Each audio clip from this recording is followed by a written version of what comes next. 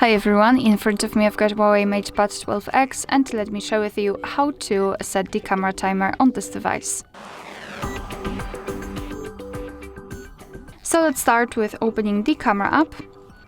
And currently we are in the standard photo mode and all we have to do is to enter the settings which are right here. So let's tap on them.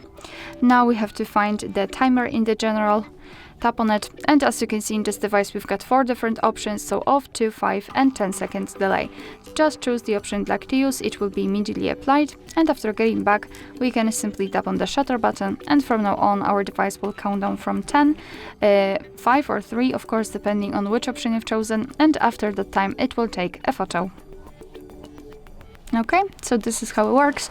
Of course you can turn it off the same way, just by entering the settings, tapping on the timer and choosing off, and from now on your device will take photos right after touching the shutter button. Alright, so that will be all. Thank you so much for watching. I hope that this video was helpful, and if it was, please hit the subscribe button and leave the thumbs up.